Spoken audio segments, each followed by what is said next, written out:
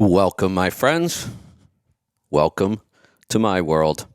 I'm your host, Kevin Rutherford. It is Thursday. I can't believe it's December already. December 1st. Do you have your Christmas shopping done yet? Probably not. We are here live. We've got a very special guest joining us today, and the first hour is all about taxes. So I will warn you right now. For the first hour, we are taking calls. In fact, line them up right now. But we're taking calls about taxes only. After the first hour, we will continue on with the free-for-all. But right now, we have got a great resource here. I've been working on taxes and tax issues for owner-operators since the early 90s. I used to love the fact that I could answer most of the questions, and if I didn't have an answer right away, I could go get one pretty quickly. At some point, I gave up on that. It's a full-time job trying to keep up with taxes and all the issues and the constant changes. And so I defer to the experts, the people who do this every day now. I can still answer a lot of the basic questions, but I find myself more and more often with tax questions kind of hesitating and saying, I'm just not sure about that. So we defer to the experts on this, and we've got one here with us today. In fact, it is our accountant and tax preparer.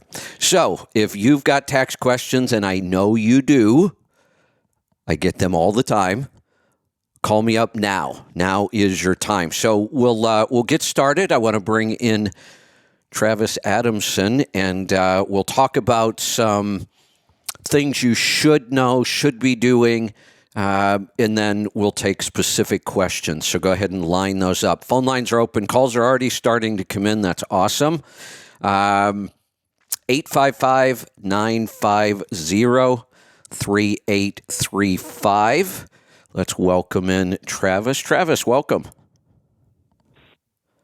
Thank you, Kevin. How you doing? Good. Great to have you here. I understand you're a little under the weather today. You don't sound so bad.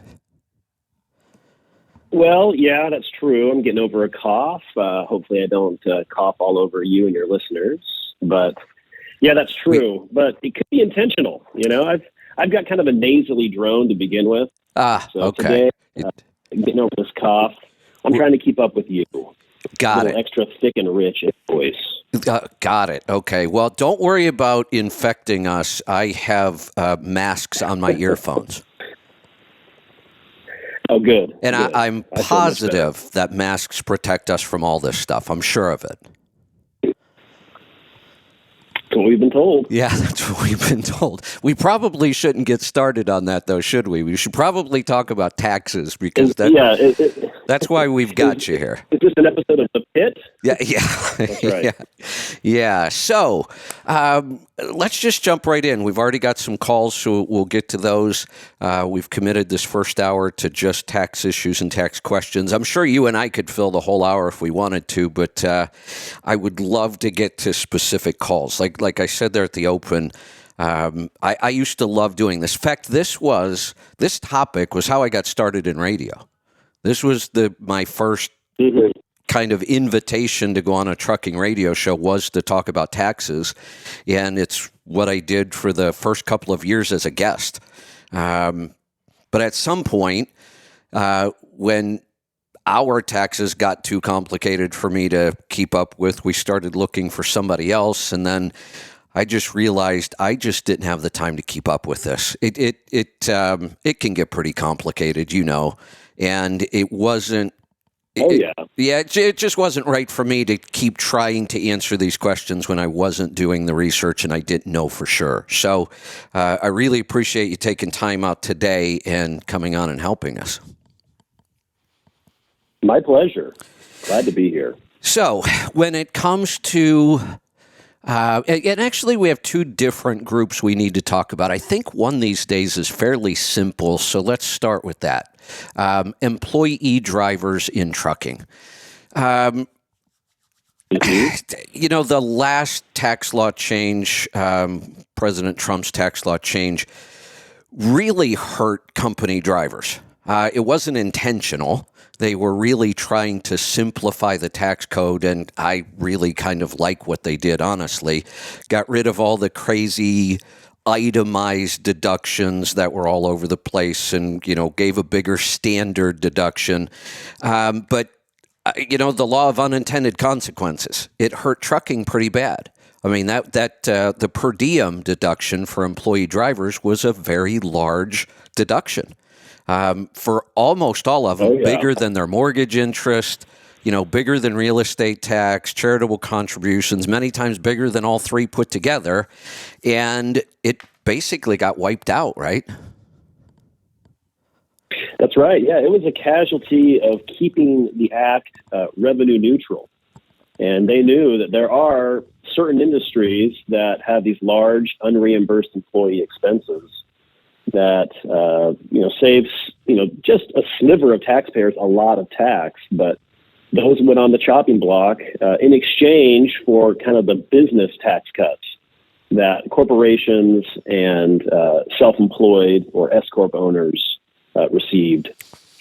So, yeah, that's kind of an unfortunate byproduct of where we were.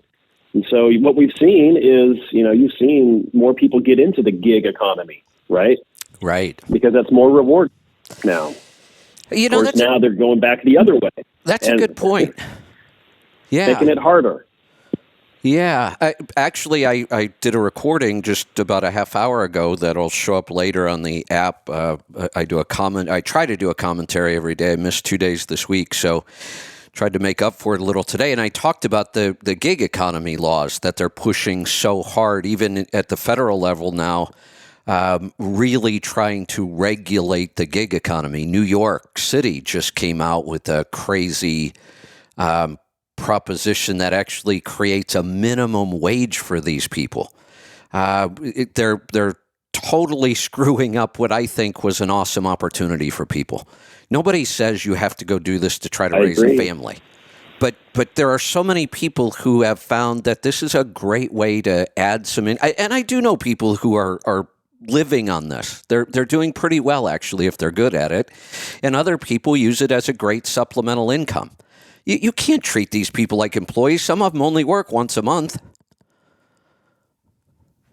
Right. And it's not just the workers to think of. I mean, think how much easier it is to get a ride anywhere in any city with Uber than it used to be just with taxis. Exactly. And you're going to screw with all of that. It's not just the workers who get hurt, it's the consumer. That's a good point. This totally changed my behavior when I traveled. When I used to travel, I hated taxis. Absolutely hated them, to the point where I would get a rental car no matter how much trouble it was. And a lot of times it's a pain. Getting the car, then I have to drive all over a place that I'm not familiar with. So, you're constantly dealing with that. Then you got to take it back and it's got to be filled up. And then you got to get a shuttle. What a pain. But I would do that over taxis because I hated them. As soon as I started with Lyft, I kind of boycotted Uber because I didn't like what they were doing in trucking. So I went with Lyft. I love that service. Absolutely love it. And I haven't rented a car in years because of that. Yeah. Yeah, it's been a great thing for kind of all parties so far. But if they try to kind of step on workers' ability to do that, or businesses' ability to provide an opportunity for workers to do that, then it could hurt everyone. Yeah. And I've been part of the reason I cover that is because I think that trend it will kind of migrate into trucking. It already has with laws like AB5 in California, and they've tried to push that federally, which would make independent contracting virtually disappear in trucking. If they were to get those kind of things through, and they're pushing hard. So these are almost like, parallel tracks. They're coming after both of these issues. Real quick, I want to get your opinion on this, just with your background. The argument that the gig companies have made in California, I thought was absolutely brilliant. The argument is centered on, is this person an employee or an independent contractor? And we've been going back and forth on that for decades. And these companies stepped up and said, wait a minute, that's the wrong argument completely. As far as we're concerned, they're not employees or independent contractors. They're our customers. We provide software. They use our software. They have nothing to do with us as far as employees or independent contractors. They use our software and they run a business with it. I think that's a brilliant argument. I agree.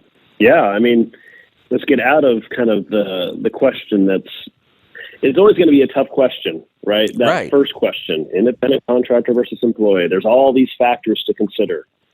And they're always going to make it tough because, like you say, and like we talked about, who wins when workers lose the flexibility of being their own entity? Right. Well, the taxing entity wins. So yeah, the government. you're playing against a stacked deck when you get into those questions eventually.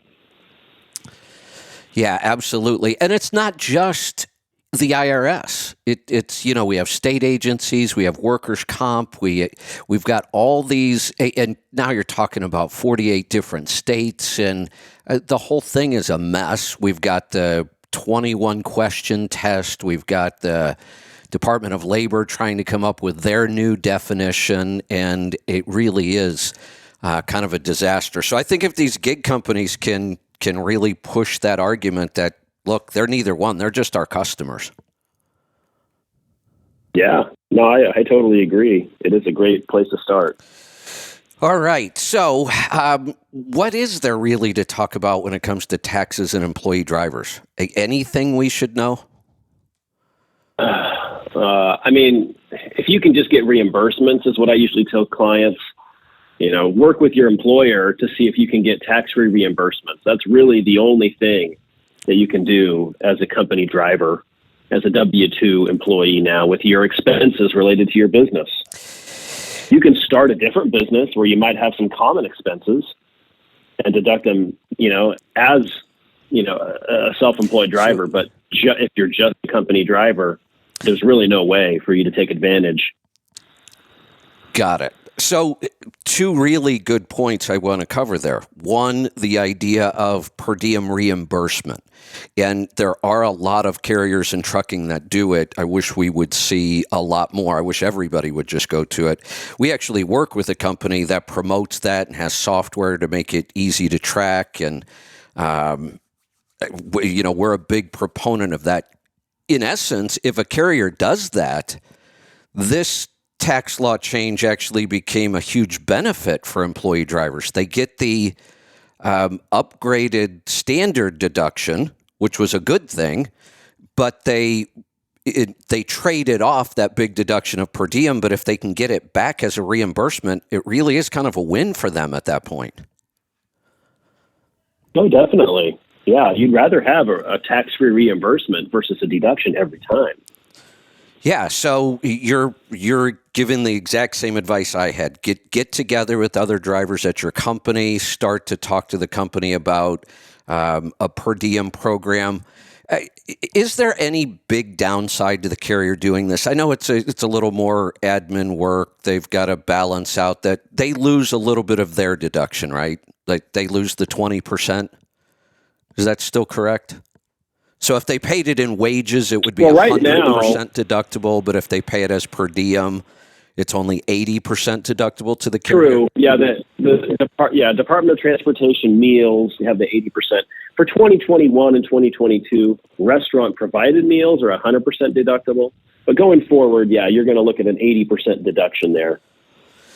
So in this for case, the employer. What we've seen a lot of carriers do, and this really has confused the issue. I wish the carriers would just eat this and move forward. But what a lot of them have done is, let's say that the driver was making 50 cents a mile in pure wage. When they institute a per diem program, their accountants must be pointing out all the ways this is going to cost them more money. And a lot of them have put programs in place where, okay, instead of 50 cents a mile as pure wage, We're going to pay you 40 cents a mile as wage and 8 cents as per diem. Well, wait a minute. What happened to the other 2 cents I used to earn?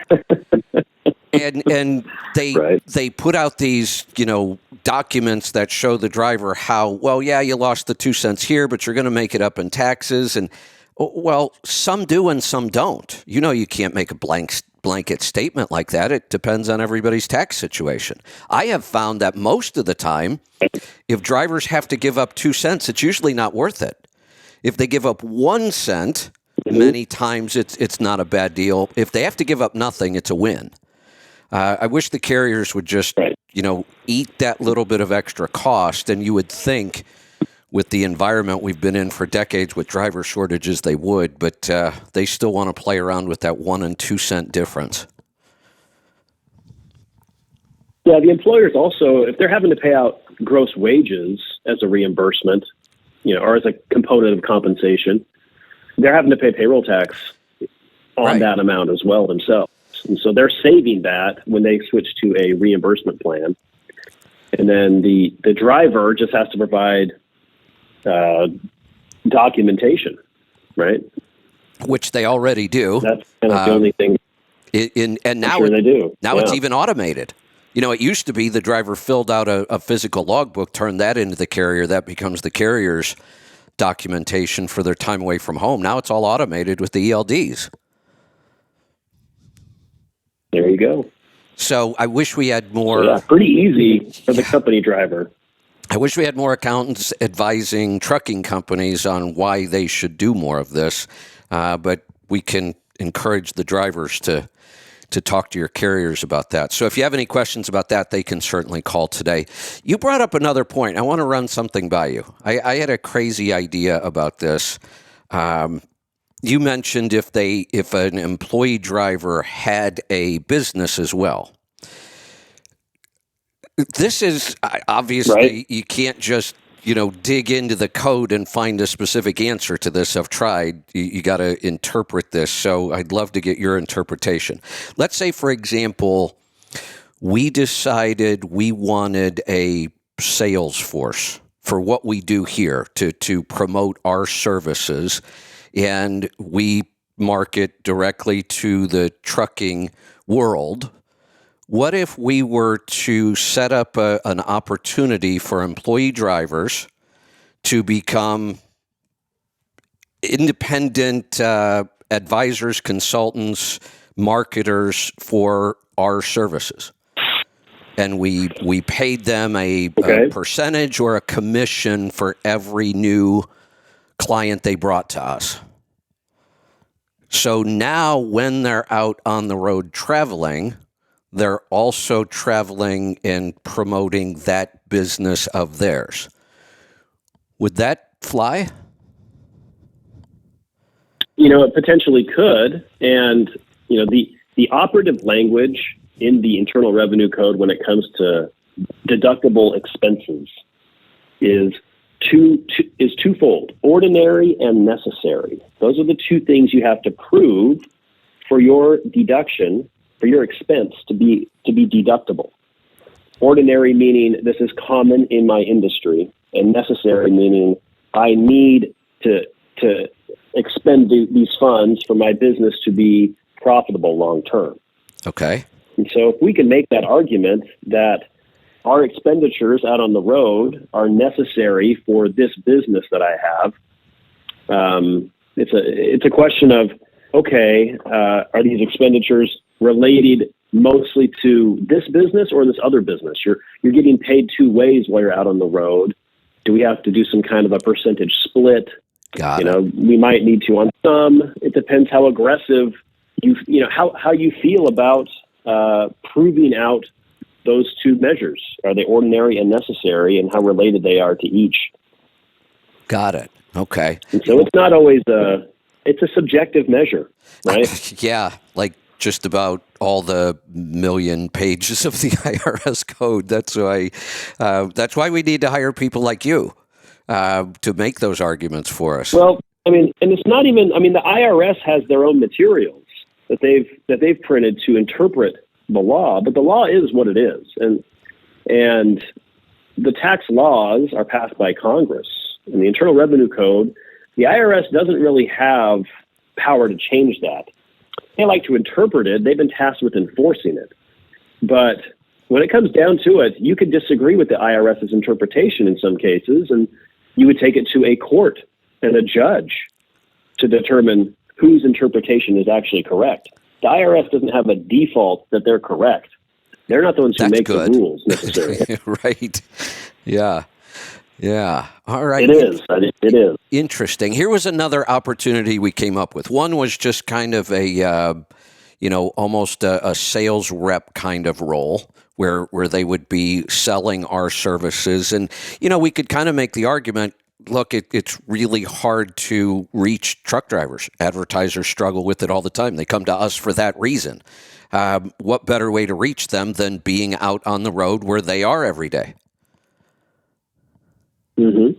The other opportunity we thought could possibly work for this, we do a lot of work around nutrition and health, and we've even created a training program specifically designed to teach people how to work with truck drivers nutritionally and health-wise.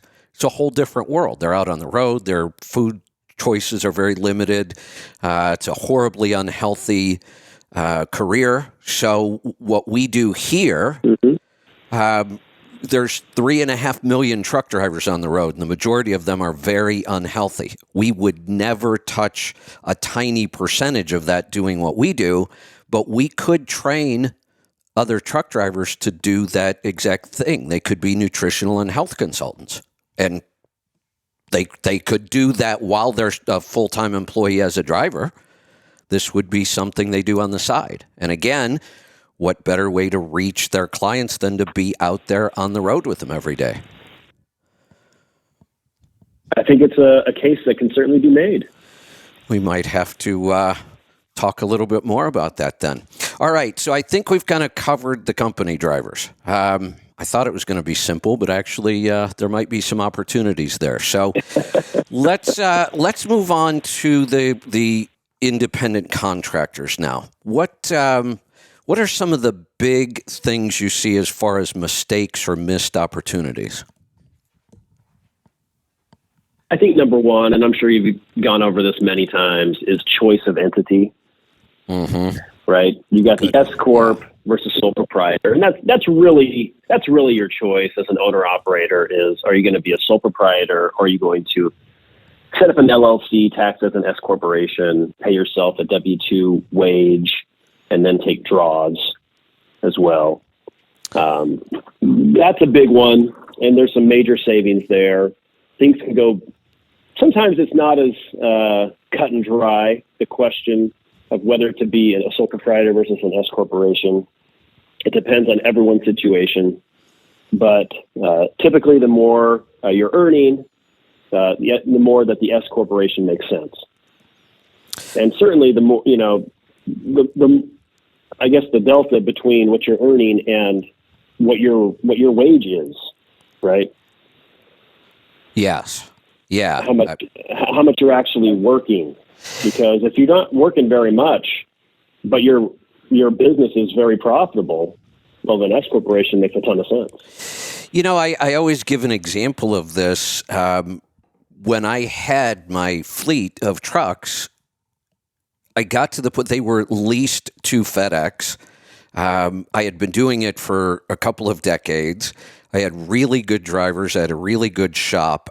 I was so hands-off on that business, I almost couldn't calculate how many hours I worked on it in a week, because there were some weeks I didn't work on it at all.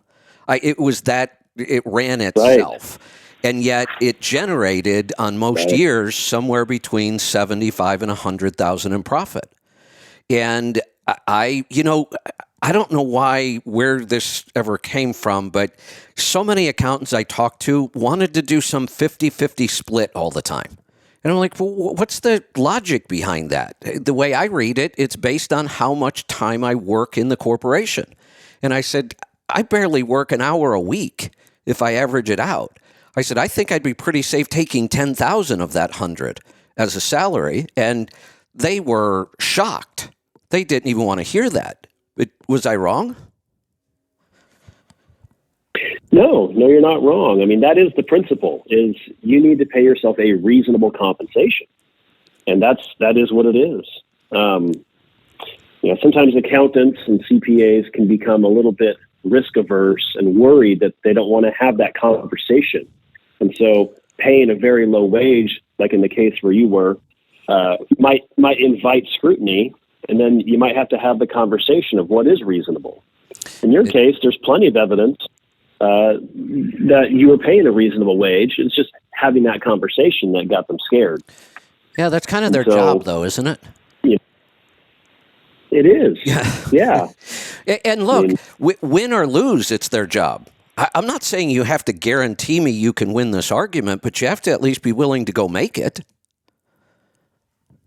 Correct. Yeah, the ratio, I mean, some CPAs stick to, it needs to be a ratio of draws to W-2 compensation. You do hear 50-50 a lot. And I always tell people, you never need to pay more than what you'd be making doing this job working for someone else.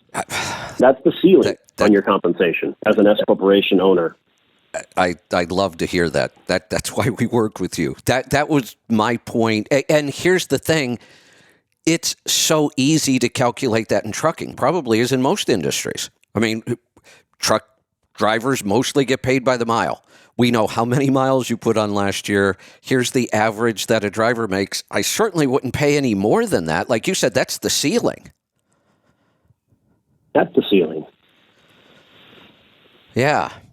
Now, one of the things that's happened, and I'm sure you're dealing with this with your clients that are doing this, the average wage for an employee driver in the industry has gone up quite a bit in the last couple of years. First time in a long, long time. We've seen significant gains in that. So that will change that calculation, right?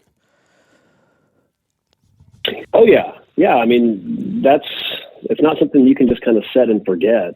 Reasonable compensation. The IRS, if they're going to have that conversation, they're going to want to use any argument they can make to push it up. And if there's data showing recent increases, they're certainly going to use it. Yeah.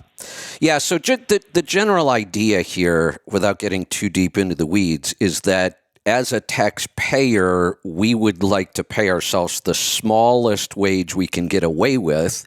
That saves us more employment taxes. We take the additional money as draws. We pay tax on it, but we get to avoid most of the employment taxes.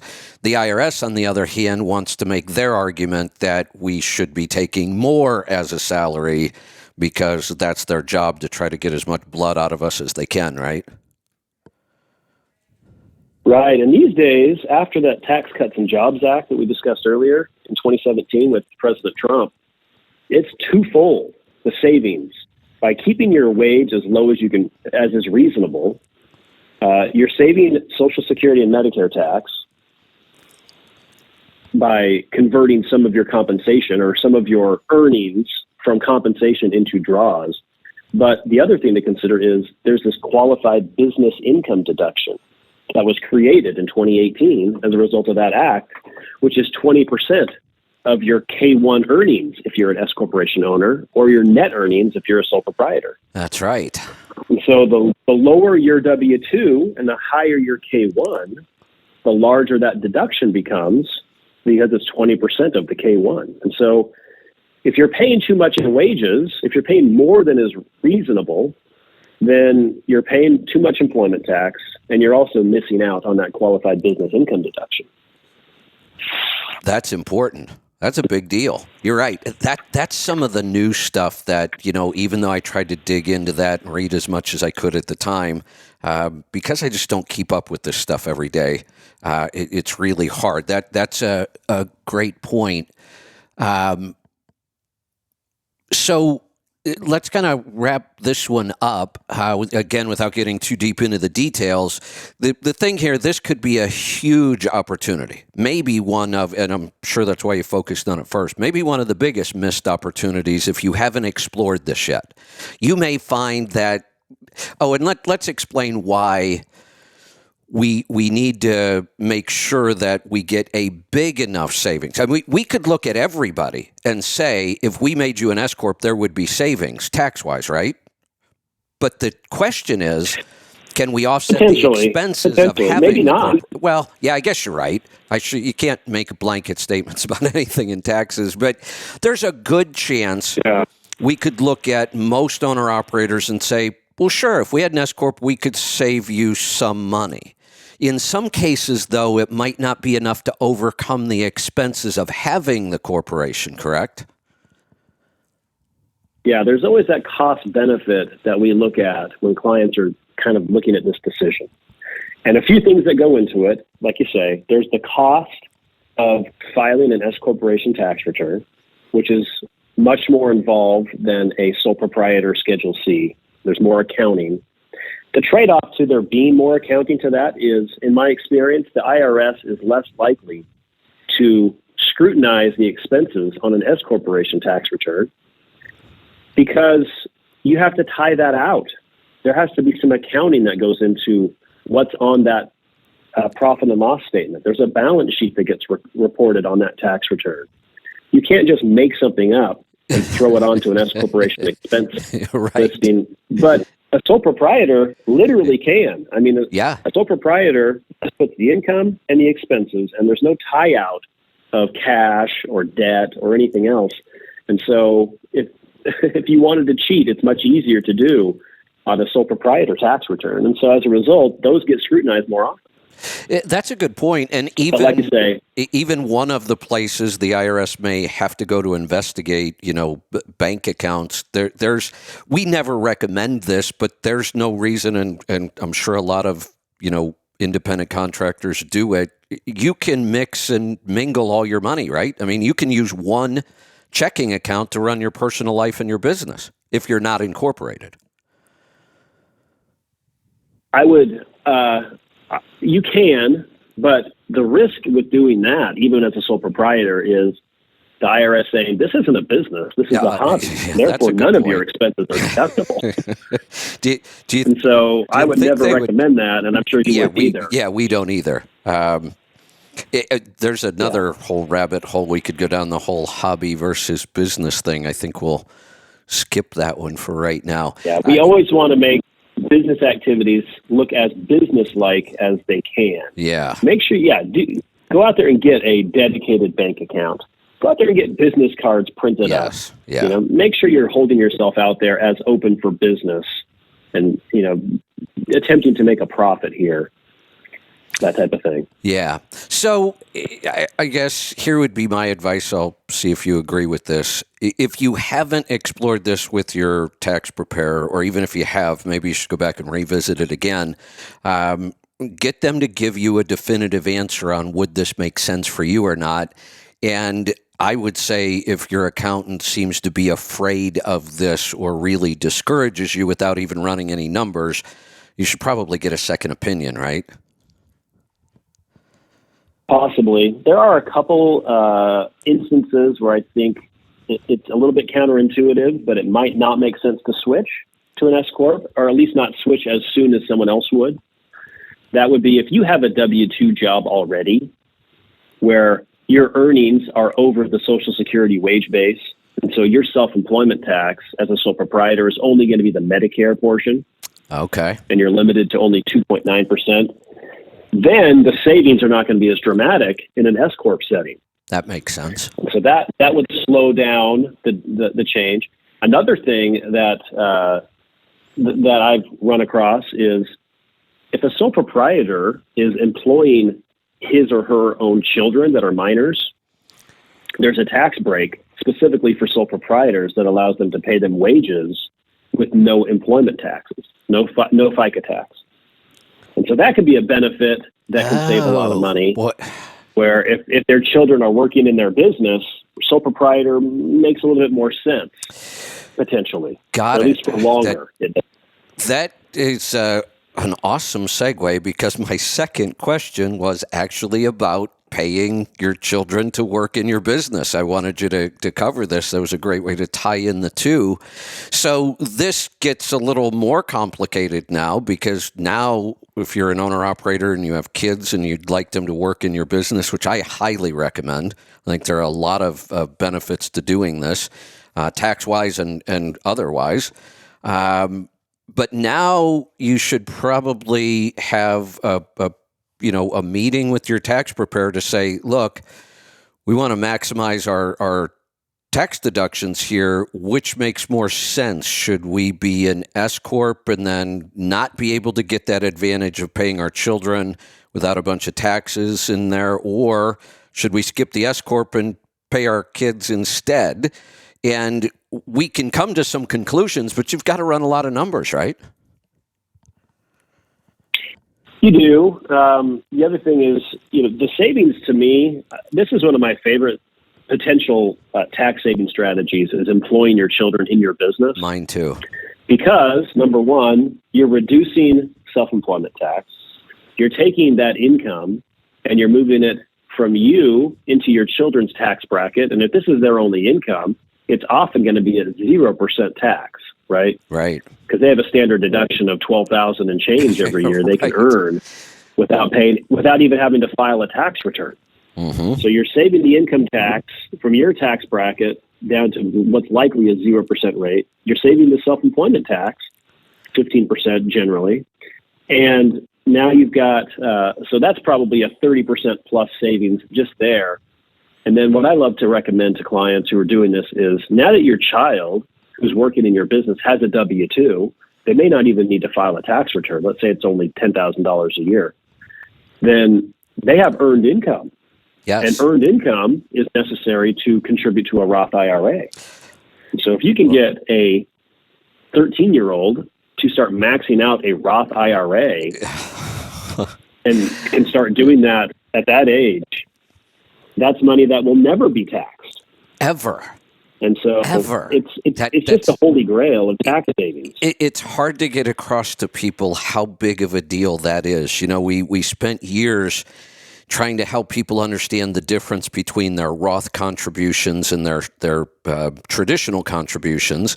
And the trade-off was, look, I'm a big believer in the Roth.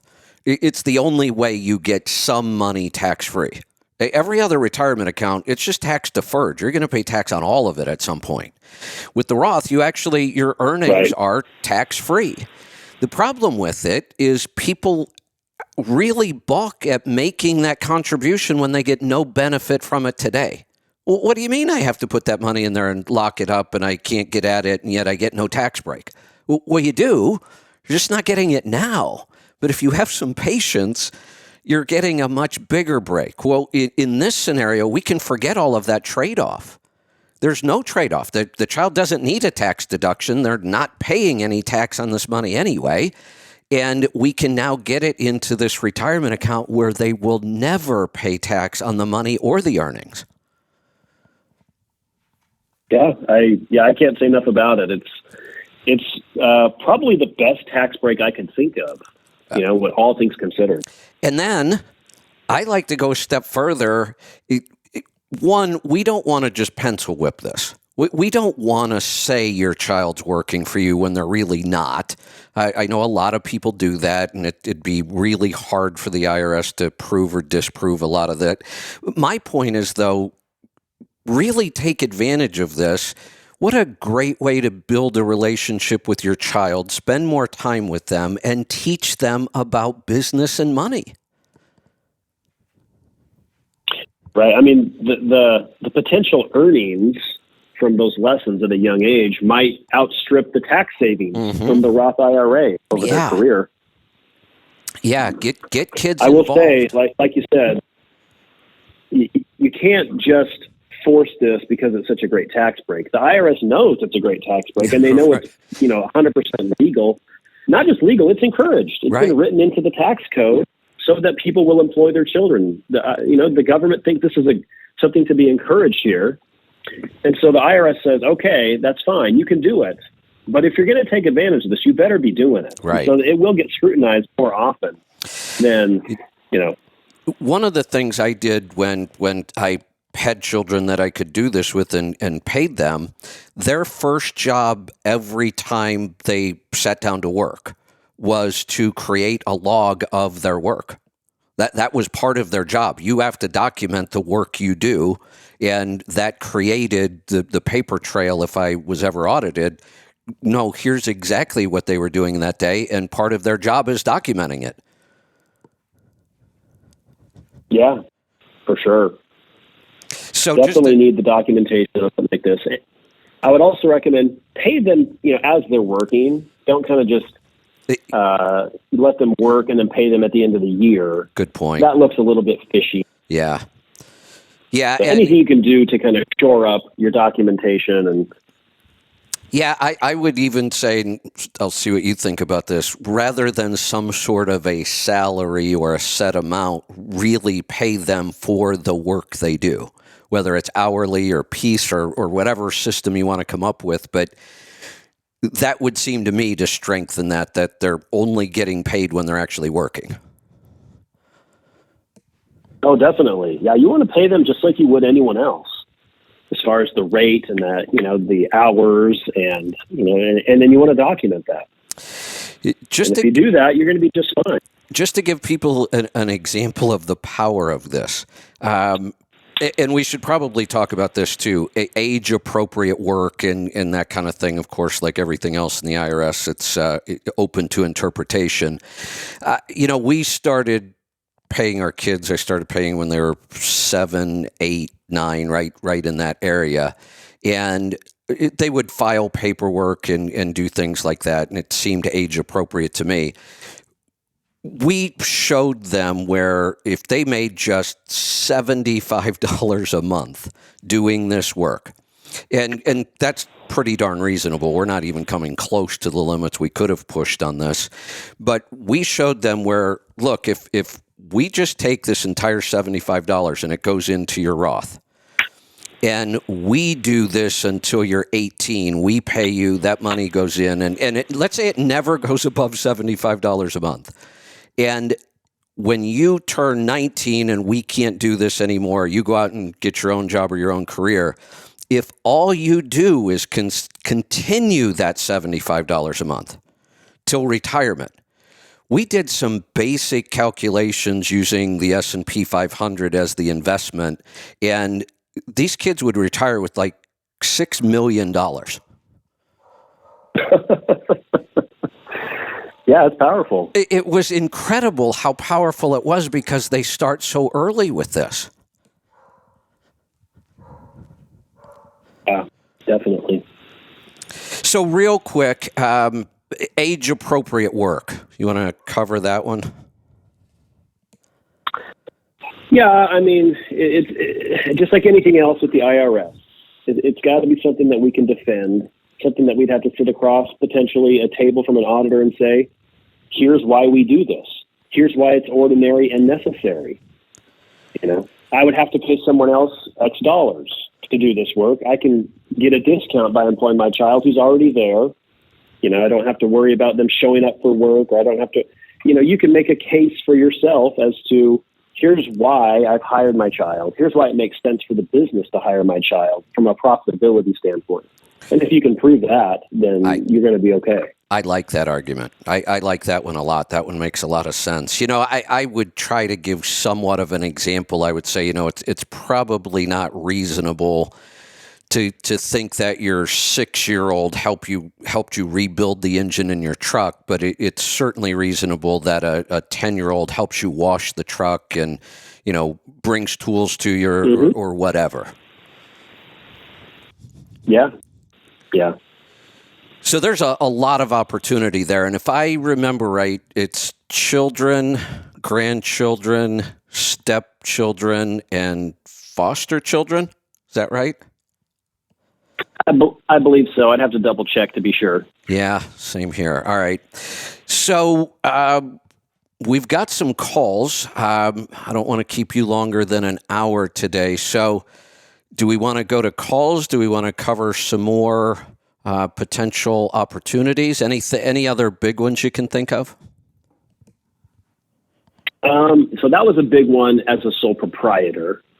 One that I like to bring up to clients who are S corporations is renting out your home to your business once a month for a business meeting. Oh, yeah. I love this one.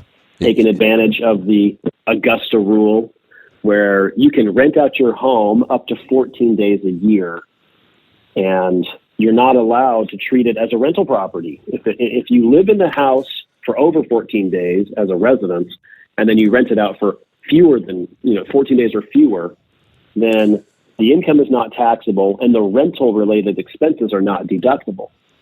Is what the rule says. So you're not allowed to deduct maintenance on your home. You're not allowed to deduct insurance. You're not allowed to deduct HOA fees or other rental type of expenses. You can still take your mortgage interest and your property taxes as an itemized deduction, just like a residence. But conversely, the income is not taxable to you.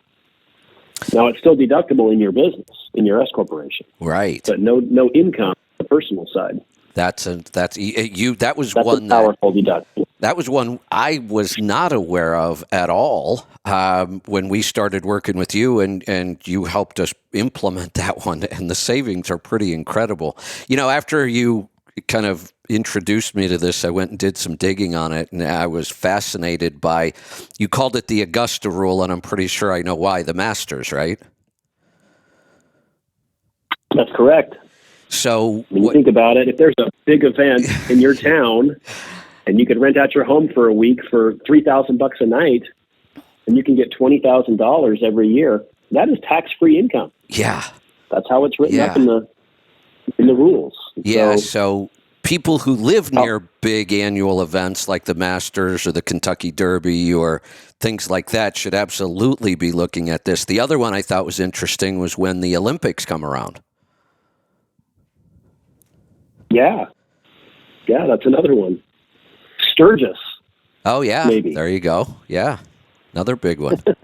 Yeah. So there are times where you can get these crazy, short-term rental rates because the demand goes through the roof. And if you're in this situation where you could, claim that as a tax break, that's a big deal. Yeah, it is. Another opportunity, it's no longer really a forward-looking opportunity, but is kind of going back. In 2020 and 2021, there are several tax credits related to COVID that can be big difference makers.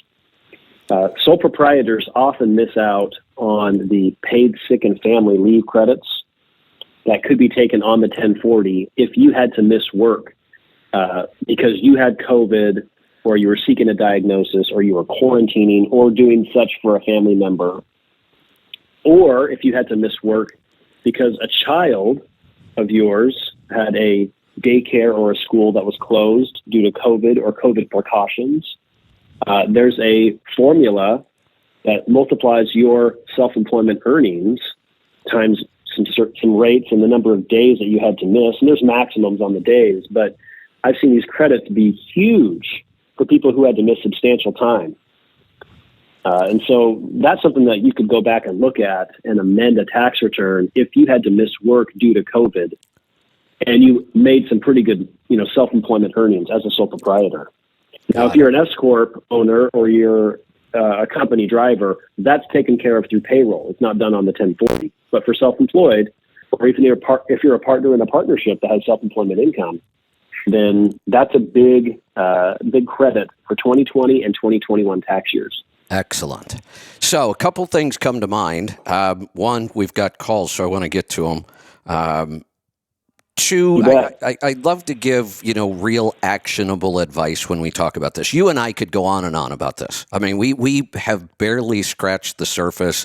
We didn't get into a lot of details on these. And part of that is because I'm not sure that it's helpful to get into a lot of details. I've tried to do this in the past, and then I'll say, take this to your tax preparer and question them. And there's a total miscommunication, and this stuff is fairly complicated, unfortunately. So here's my advice.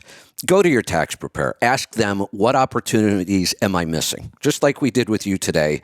And if they can't talk like this and give you these ideas, or they just seem really reluctant to step outside their norms, I would start looking for another tax preparer and at least get a second opinion. Go somewhere else and ask that same question.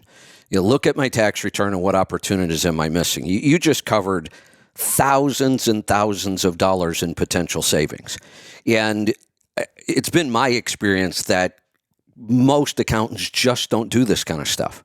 They take the information you give them, they fill out a tax return, and they ship it off, and you're done. I just don't see a lot of, real tax planning going on.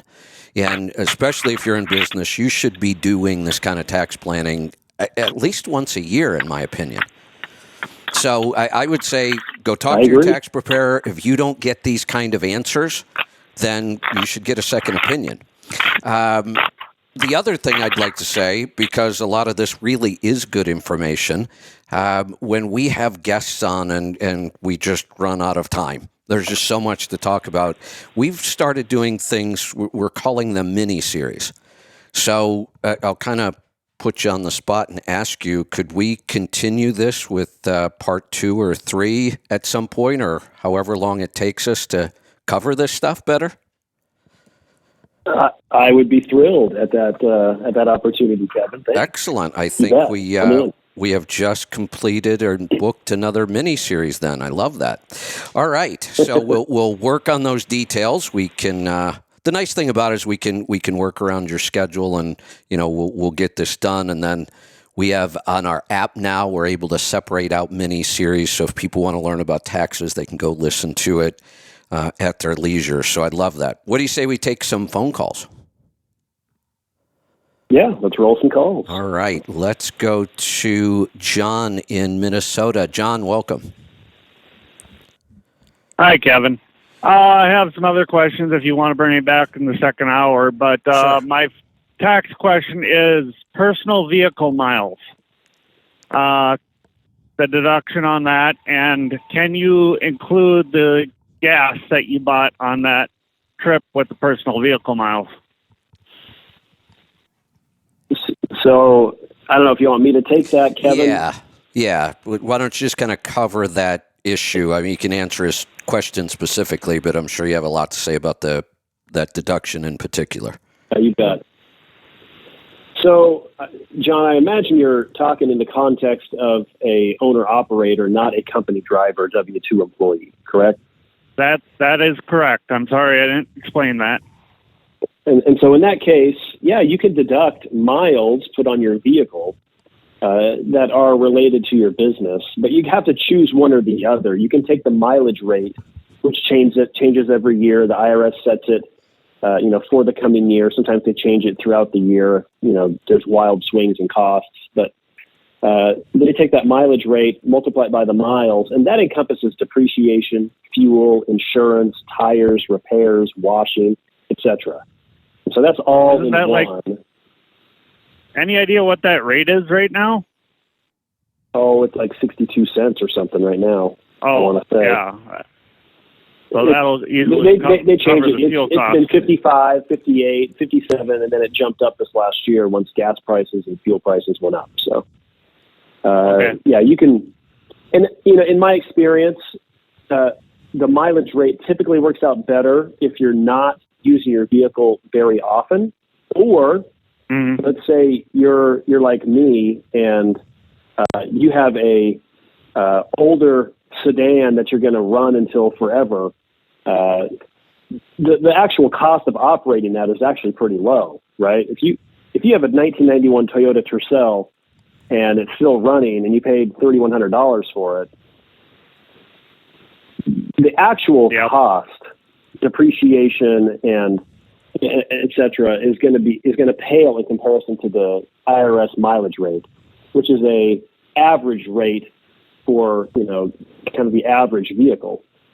Now, meanwhile, if you're a you've got a 1-ton pickup and you buy a brand new one every 3 years, and it doesn't get great mileage or fuel economy, then the actual cost of operating that vehicle is probably going to be higher than the mileage rate. And you can pick either or. Okay. That answers that question. I do have some other questions for you in the next hour if you get time, Kevin. All right, so I will put you back in the queue. You can hang out there if you want, and we'll come back to you on the other questions. Let's go to... I almost picked him right back up again. Let's go to Michigan. Tom, it's your turn. Hi, Kevin. I'm an independent contractor. I just had a quick question. While the truck's in the shop, is there any chance can you claim any lost wages on your taxes for that or anything? Or? Construction was reported on I-75.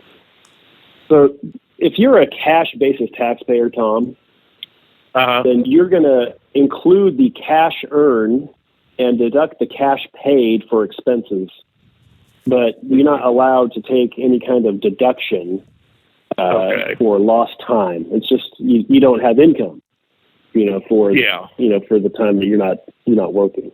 So that's a common I didn't question. know if I was I didn't know if it might be a missed opportunity or not. Yeah.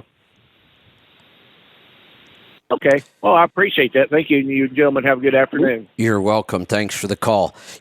Travis, when I did take a lot of tax questions and calls and worked with people, that was one of the hardest concepts I used to have to explain. People just didn't really grasp that one. They really thought they had a loss. And I said, well, you didn't really have a loss. You just didn't have income. So you're not going to be paying tax on it. There's nothing to get a tax break here for. But I used to really struggle with that one. Yeah, I think it's tough. People can. It's a hard concept for people to accept that. How come I'm treated the same way when I've had this calamity? Either I've had an issue with maintenance, or I had something happened with sickness or whatever, versus someone who's just hanging out, not working at all. Right. Why am I treated the same? So, yeah. But unfortunately, that's kind of the system we're in. Yeah, and honestly, as much as I disagree with a lot of our tax code, this one does just make sense. I mean, you're not being cheated of anything here. You're not. The example I used to try to give was, well, look, I really think my time on the air is worth $200 an hour, but nobody pays me that. So do I have a loss? Right. I mean, when people volunteer for charity is another one where, hey, I typically charge out at $200 an hour, and right. I'm out helping at the food bank, and I take a deduction for 4 hours, $800. I said, well, no, you can't. No, you didn't pay anything. Right. So, right. There's a difference between aggressive and cheating. Volunteering, yes. Yeah. Right. Yeah. And we always like to make that distinction. We like to be very, very aggressive on taxes when we have an argument to make. When we know we could sit there and look at the IRS agent and say, this is why we did this, and we have some justification for it. There are other times where what some people are doing is just plain cheating, and there's no justification for it at all. Right. All right, let's grab another call. Let's go to Texas. Brian, welcome to the program. Hey, good morning, fellas. So I'm a new owner operator. I set up my entity as a sole proprietor. At what point, just a ballpark figure, would make sense to start looking at it as corp? Like net profit or. Are y'all there? Yeah, we're here. I am, yeah. Yeah. Oh, okay.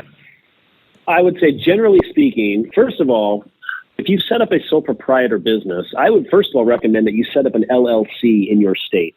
And the reason for doing that is when you set up your business entity, you usually have, depending on the state and how it works, some kind of state registration, some number that's been assigned by the state. You may or may not have some kind of excise tax or other state filings to take care of for your business entity. And then if you want to, a couple years down the road, okay, now I'm making enough money and it makes sense for me to become an S Corp. Now you have to go and do it all over again.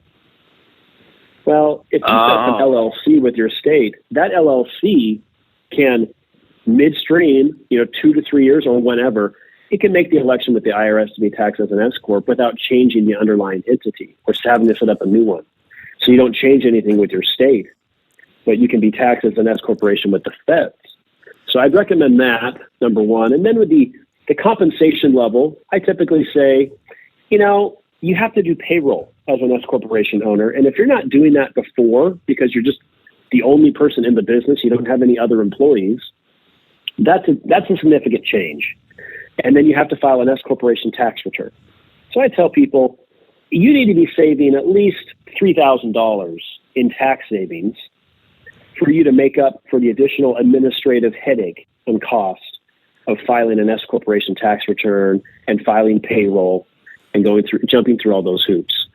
So if that's $3,000 worth of savings, and if it's at 15%, you can just kind of do the math and back into that. Right. Okay. Yeah. I'm in Texas, so there's no state tax, and I did not set up an LLC or anything else, and it's just set up in my name. I don't even have a doing business as. I just set everything up in my name and my EIN number and everything, and then leased on with the company that I was a company driver for a couple of years. So let me jump in there real quick, Brian. I don't mean to interrupt, but I want to clarify what you just said. Travis, on the EIN, that's a federal form, but don't we indicate what entity we are there? I mean, and by default, if you do nothing, you're a sole proprietor, right? That's right. And a sole proprietor, an individual with an EIN, still needs to set up some kind of entity with the state for that to be taxed as an S corporation with the feds. So either a corporation or an LLC. But an LLC can be taxed many different ways. It can be taxed as a sole proprietor. Right. And that's the default when you make no other election. Yeah. So you kind of skip a step by starting off that way. So. Okay. All right. Travis, as far as I'm concerned today, this may be the most important thing I just learned. I don't know why I never thought of this, but you just created some more work for me. We have a course where we teach people how to get into business, and we go through all these lists of requirements, your filings and all that. I've got to go back and change this. This is a great idea. It's so simple, but I love that idea. It saves a lot of headache down the road. Yeah. And it also makes it a lot easier for you to make that transition. It eliminates some of those barriers to becoming an S corp later once the earnings are such that it makes sense. Good point. I really like that one. So back to the.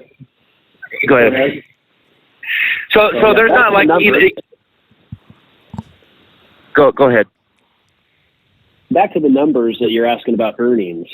If you need to save $3,000 in tax to break even on this deal, that's about $20,000 in earnings. Now remember, that's not $20,000. That's not the first $20,000 that you'll earn, because you have to pay yourself a reasonable wage first. And when you're paying yourself a reasonable wage, you're indifferent to S corp versus sole proprietor. You're paying the self-employment tax or the payroll tax either way. So you need to be making at least $20,000 more than what your reasonable wage would be for an S corporation to pay for itself. So until you've exceeded your reasonable wage by at least $20,000 in earnings, sole proprietor is still probably the right move. Okay. All right, that sounds good. And then I guess I'm just gonna. I was gonna just kind of delegate or hire ATBS to do this, Kevin. Is that, or are you, or is this purpose of this call? Your tax guy, is he taking new clients? Or? Yeah, let me address that. First off, I'm still I know all the owners at ATBS. I was a part of their company. I sold my accounting company to them, worked with them for a year. Still love what they do in trucking.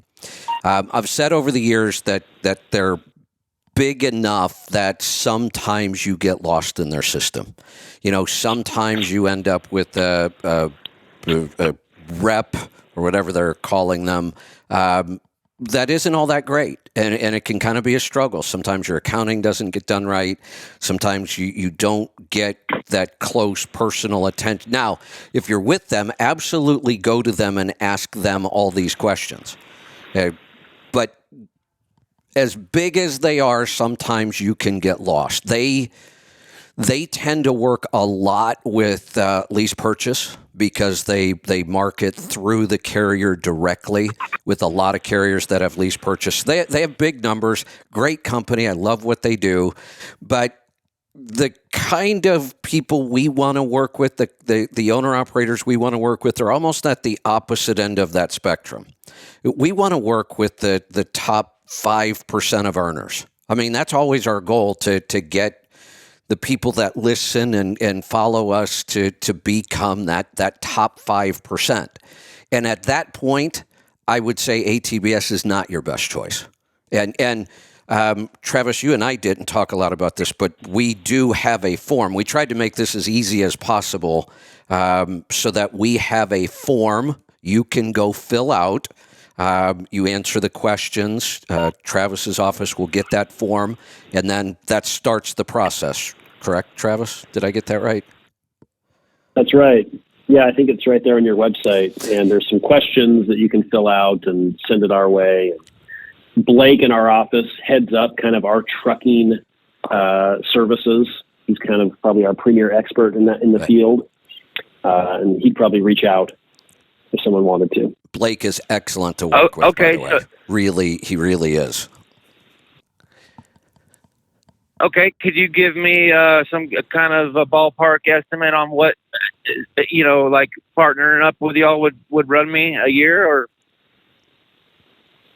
Depends on everything you have going on. I would say someone who's an owner operator who needs just an income tax return done, it's probably going to be, I don't know, $400 to $600 is a decent guess if it's, kind of simple and. I was wanting more than. I was wanting more than that. I was wanting more of kind of like a mentor where where they could help me and work with me to make sure I'm getting all of the deductions and then learning as I go, because I've filed all my own taxes since I was my very first job at 15 years old, but I'm not comfortable doing this one because I'm going to have depreciation and all kind of everything. Everything is deductible. Right.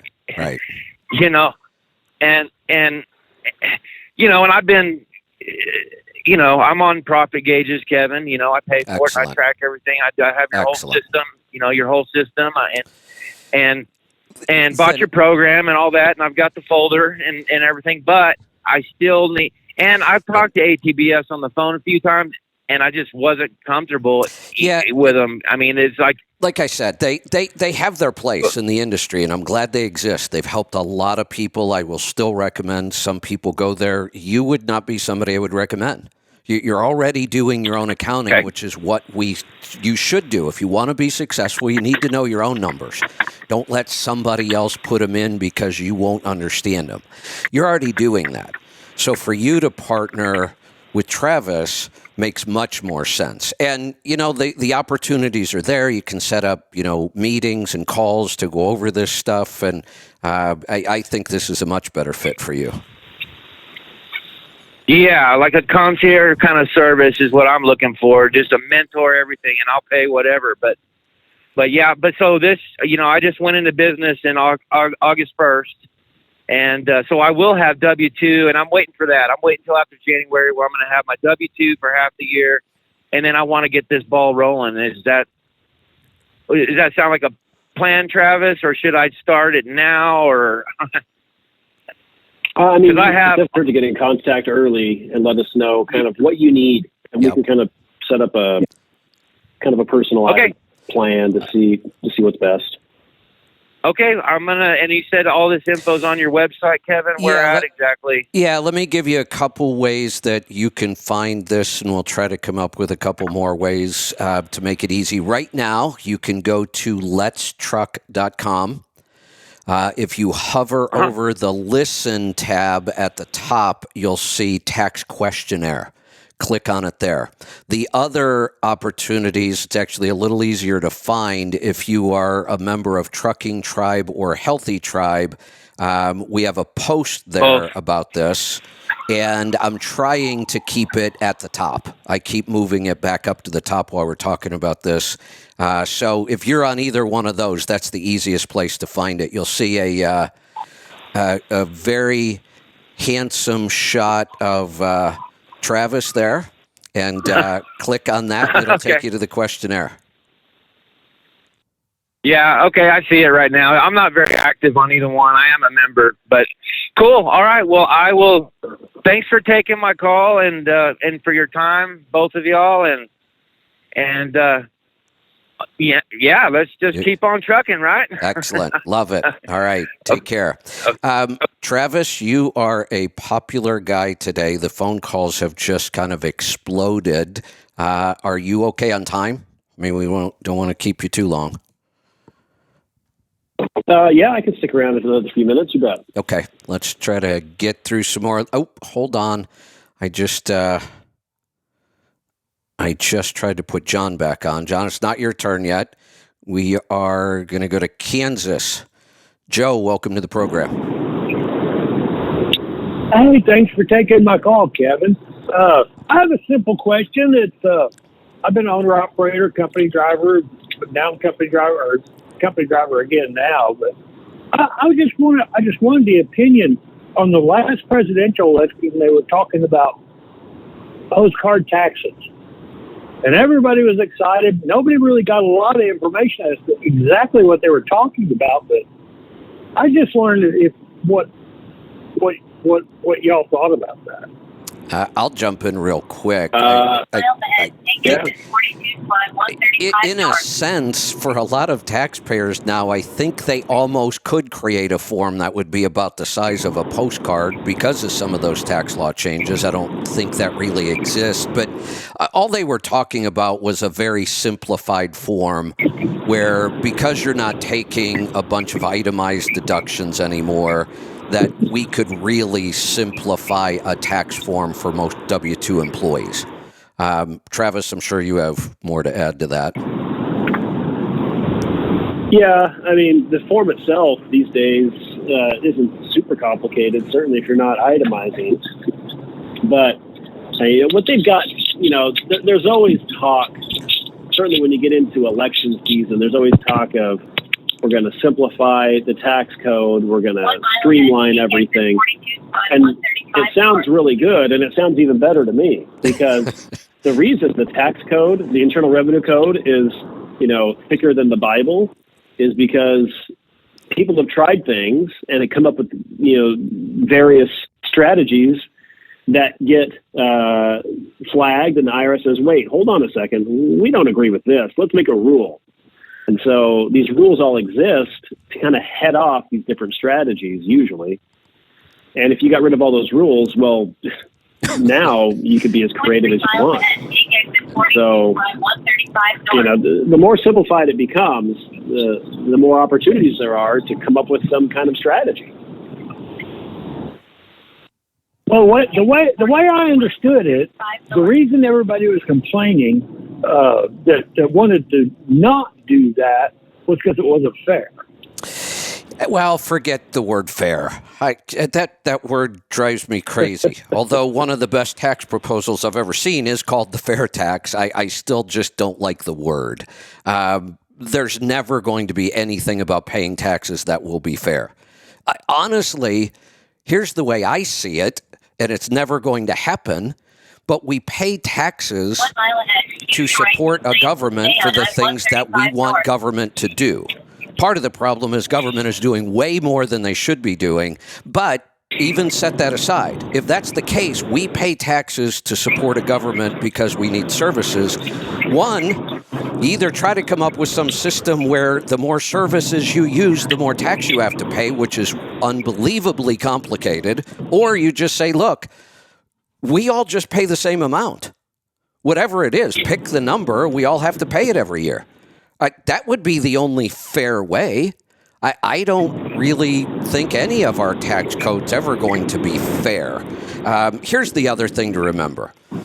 You mentioned this and you brought it up because politicians were talking about it. That's your first clue.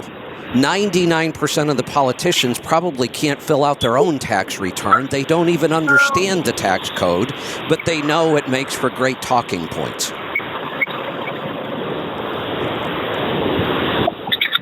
Well, I mean, I've actually addressed my CPA with all this. No, I get to drop jaw. Well, then you probably need a second opinion or a new tax preparer. At the very least, they should be able to answer your questions.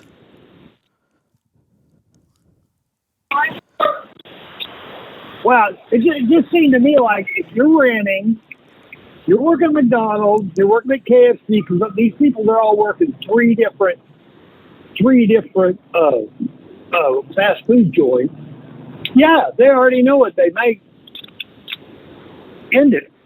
There's no reason for them to go down there to the Walmart, down to the tax preparer, pay them $200. Well, you know, the last tax law change that Trump made got us closer to that than anybody else has. But that was also the rule that was so hard on employee drivers because they lost their per diem. So there were some unintended consequences to that. We are going to move on. I want to get to some specific questions here. Let's go to Steve in Pennsylvania. Steve? That line sounds very quiet. Anybody there? Steve, I'm going to put you back in the queue. We might be able to get back to you in just a second. We'll try again. We'll go to Alabama. Chip, welcome to the program. Hey, how you doing? Good. What's on your mind today? Great show. And you were talking about employing your kids. Yes. Like my son has a roofing company. Like, would one of the things you could employ him for? Hold on a second, because I have a feeling we failed to say something important. Travis, they have to be under the age of 18, correct? That's right. Yeah, minor children qualify for that. I understand that. My son has a roofing company, and he has small children. Oh, got it. Okay. But one of the things to employ his small children, like make a little video about his company and post it on a website or Facebook page, would that be something you could pay your kids for? I think so. I think so long awesome. as it's ordinary and necessary. That's right. Yeah, that's right. Look, we have one of our partner companies, Fleet Air Filter. David Counts, the founder of Fleet Air Filter, owns several businesses. He owns a big RV repair shop. He builds really, really high-end custom classic cars for clients. He's got a towing company with a contract on I-10 down there. I mean, the guy's all over the place. Now, that's clearly a business, several of them. He had his children, when they were young, do their commercials. I mean, he did TV commercials and all kinds of things, and he had his kids in them, and it was really successful for him. Okay, and like he drives a company truck, would another job be cleaning the company truck, or since they do mileage on that truck, can you not pay for? Oh. You said something a minute ago about washes and stuff were included. Yeah, that wouldn't have anything to do with his business, though. He's an employee in the truck. That's not a business for him. The roofing company is his business. No, I'm talking about. Yeah, I was talking about having the kids say clean the truck as. Oh, the truck for roofing. Yeah. Oh, yeah, absolutely. So that you can still pay to have it cleaned, even though you're doing mileage on it. Oh, you mean? I see the question. Now I get it. Okay, Travis, you take this one. You have to pick one or the other. Yeah, you got to pick one or the other when it comes to expenses that fall under the umbrella of the mileage rate. You could always take actual expenses too and depreciate the truck. In my experience, a work truck like that they're not taking miles. they're going to be taking the taxable expense, Yeah, I don't know how he does it. depreciation, fuel. Okay, I'm not sure how he deducts that, but I was just going to give him some ideas of what he could do. So, All right. well, thank you very much. Great show. You're welcome. Thanks for the call. Travis, do you have time for one more? This one, I think, is kind of a good topic. Yeah, you bet. All right. So we're going to go to Pennsylvania. Doug, welcome. Good morning, Kevin. Good morning, Travis. I'm mentoring a younger driver, and he is hell-bent on getting into a lease purchase on a brand new truck. Hell-bent on it. And he showed me the lease purchase agreement, and there was one paragraph in there that I questioned, and I couldn't answer. And that paragraph read very simply, lessee purchaser is not entitled to claim depreciation. How would he handle that on his taxes? He just takes his lease payments as an expense. Gotcha. So, yeah, leasing versus owning, the waters can get a little bit muddy on which is which. And if something is a lease for tax purposes and accounting purposes, or if it is a purchase. And there are some rules, some bright line rules that say, if there's a bargain purchase option, if you can buy the truck for $1 at the end of your 5-year lease or 7-year lease or whatever it is, that's a purchase. Whether, we can call it a lease on paper, but if it makes, all the sense in the world, and he's definitely going to exercise the option at the end, then it is a purchase, and he's going to depreciate that, and he's going to treat his lease payments like a loan. There's a couple other requirements that can be met to be treated as a purchase as opposed to a lease. And so I hesitate to put much stock into this agreement that says he's not allowed depreciation deductions. If he's buying the truck, he is allowed depreciation deductions. Gotcha. So there are... This lease purchase may be treated as a lease, it may be treated as a purchase. Yeah, and if it's treated as a purchase, he's entitled to depreciation. Travis said, even though they put something in a contract, they can't write things in a contract that changes the law, correct? Right, exactly. So this particular sentence doesn't mean anything. This issue, we could go in so many directions on this. I've struggled with this for years because we would prefer to depreciate. It gives us more control over the deduction. The problem we started running into with these lease purchases, Travis, think about this. These trucks are now $200,000 plus. These guys fail in these lease purchases about 90+% of the time. So now you've set up this depreciation schedule on a very expensive asset, and 6 months later, they're out of business. And it's just so common. And we got to the point where we started saying, look, it probably makes more sense to just take their lease payments. And then there's the question of which one is it really under the law? The industry, I haven't heard this term in a long time, but this was big for a while. Fleets actually wanted leases when they owned multiple, or they were acquiring multiple trucks at a time. The dealers or the OEMs had actually talked a lot of these fleets into the fact that they should do what were called track leases at the time, TRAC. I think it stood for Terminal Residual Accounting Clause or something like that. And it was a way to say this truly is a lease and we're going to take our lease payments. And I think it had a lot to do with when the Section 179 deduction was really low. Okay. Yeah, and with a fleet, the Section 179 deduction has an upper limit. If you put so much into service in a year, you don't get to take it. And so, yeah, I could see if they're limited in their depreciation, they prefer a lease. Right. Just stick to their cash out being their deduction. Yeah, when it came to, so then because drivers heard fleets doing that, they thought it made sense for them, and everybody kept saying, oh, no, leasing is so much better, and it's really not. And we tried to convince people of that, and we'd rather deal with depreciation. But then, like I said, these leases failed so often that it just created a lot of complication. Yeah. Yeah, I could see that. It does muddy the waters quite a bit, and then you have to try to clean it up. Exactly. If you have treated it as a purchase. Right. We failed on the lease.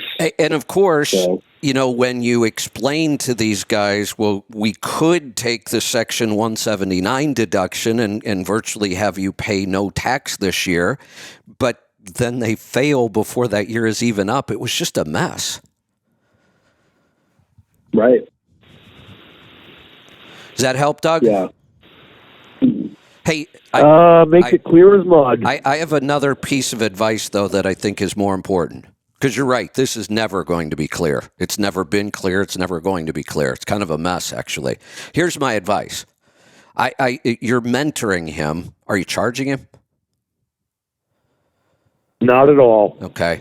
Then here's what you should tell him. If you decide to sign this lease purchase, our mentor agreement is over. Well, I told him straight up, you want to do a lease purchase, run the other way. Absolutely, and use some leverage. I would do this. I would tell somebody, no, I'm not going to continue mentoring you. I'm trying to give you the most important piece of advice I can, and you're failing to take it. Why would I continue to waste my time? Well, basically, that's what I told him. I told him, look, my guess don't do it. My But if you guess do, is that truck, I'm done. If he wanted to go buy that truck today, it would be $225,000 or so. Ask him why he just doesn't go buy one himself. And I know the answer, because he doesn't have any money and he doesn't have any credit, which is a horrible time to sign this deal for this kind of money when he should never be in business yet at all. Especially with the economy on a decline. Yeah, especially with that. All right, good stuff. Let me try Steve one more time, and then we're going to have to wrap up the tax part of this. Steve, are you with us this time? Yeah, I'm here. There you are. Go ahead. Can you hear me? Yep. Okay, I got a question. I'm an owner-operator, leased on the company. I'm an LLC, so I'm looking to start my second business.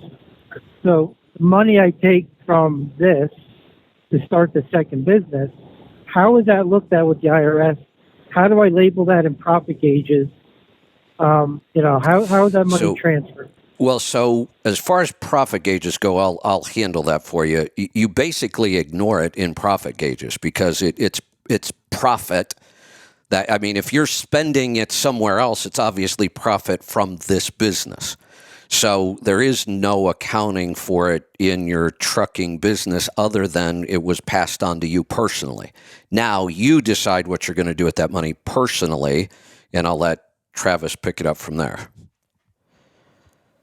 Yeah, same principle applies. If you have one business earning money, that flows down to you. You're going to pay the tax on that. The IRS says you do whatever you want with your money, your cash, after you pay tax on it. You want to go start another business, that's fine. And if that other business loses money, you can take a deduction for that, and they could potentially offset. But yeah, you kind of, everything's going to flow down to you. And then, you're not going to have those two businesses kind of intermingled. You're going to kind of treat it as going to you first and then out to that second business. So with the second business, say if I was to give them a $5,000, I don't know, I heard the term loan, I guess like a startup loan. I don't know if that's used right. If I put that into like the business account for the second business, do I have to fill out a return for this year for that business if that's all I did for them? Well, if there's business activity, you would file a return, probably a Schedule C sole proprietor tax return. If there's any income or expenses. If there's no income or expenses, then you wouldn't file anything. So If all you did was, I wouldn't necessarily call it a loan. I would probably call it an equity infusion or a contribution of equity. And yeah, there's no, when it comes to a sole proprietor, that's not enough to necessitate a filing. There needs to be revenue or expense. Okay, well, that's what I was wondering. Would that be considered a revenue? No. For the second business? No. That they received money? No. No. Okay. Well, that's all I needed. And kind of makes sense to me, so now I know which direction and how to label that. There you go. All right. Thanks for the call. Travis, we're going to let you go and get on with your day. I got to tell you, though, this is what a show like this is what we refer to as radio gold. This was good stuff. Thank you. Well, thanks for the compliment of my picture, Kevin. I appreciate that. Yeah. I've always thought I had a good face for radio. Well, I definitely do. Thank you. Yeah, that's for sure. We know that. So, all right, we will. I'm excited. You've agreed to a mini series, so we'll start getting some of that stuff scheduled, and we'll get you back, and we'll create a very cool audio resource for people anytime they want to go review it. It'll be right there in the app for them. I'm not sure exactly what I agreed to, but let's do it. We have the agreement, and it's recorded, so. That's true. Yeah, that's right. So we're going to look forward to that. Thanks for having me on, Kevin. I appreciate it. Absolutely. All right. Travis, we will talk to you again soon. Yes, thank you. All right, so if you want to reach out to Travis and Blake and their firm, you can do that. We've made it really simple. The easiest way is if you are a member of Trucking Tribe or Healthy Tribe. Just log in. You will find the post. I have been trying to keep it at the top to make it a little easier. Click on the link, fill out the form, and the process gets started. It's that easy. If you're not a member of Trucking Tribe or Healthy Tribe, you should be, so just go sign up. Just make it easy on me. Go sign up. If you're not going to do that, then you can go to letstruck.com. Hover over the listen menu item up at the top, and then you'll see tax questionnaire. Click on that, fill it out, and we'll help you out that way as well. All right, so we are going to continue on with a free-for-all till we run out of questions. Right now, we've only got one, so I'll take that one. If you want to jump in with anything else, you can. I can attempt tax questions. I can still answer a lot of them. Honestly, I could probably answer about 95% of the tax questions we get. I just don't like to answer those last 5% where I don't keep up on all the rules and all the numbers. So it was awesome to have Travis here to do that for us. But if you want to call, I'll give it my best shot. Or you can call about anything you want. It is now officially a free-for-all till 10 o'clock. So we've got about a little less than 30 minutes left. At 10 o'clock, Mike and Kevin Beckett will be jumping in for Rolling Toe. So if you've got questions for me, jump in now. Let's go to Minnesota. John, welcome back. Hi, Kevin. So I have my radiator, one of the pipes coming off there is dripping next to where I had it brazed. I'm wondering if it would be safe to put Flex Seal on there, in your opinion. I don't see why not. I mean, what is the leak? Is it a hole in something? Is it a loose fitting, maybe not clamping down tight enough? Just a little drip where I had it brazed because it wasn't sealing right. So we think the slight drip. The braze itself might be the leak. There might be a leak through where. Yeah. Okay. So in that case, I would probably. Can you wrap this? Is it in a place it could be wrapped? Not really, because there's another shroud right next to it. Got it. So I'm wondering if I stick some paste in there. The paste, yeah, I was going to say there's a couple ways you could do this. one way might to be to rebraze it.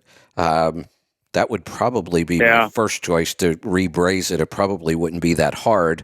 But I wouldn't have a problem with putting a little bit of paste on there. That stuff works pretty well.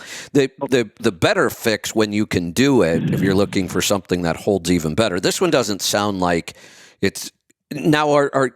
Can you tell what it's doing under pressure? Is it just dripping when it's under pressure?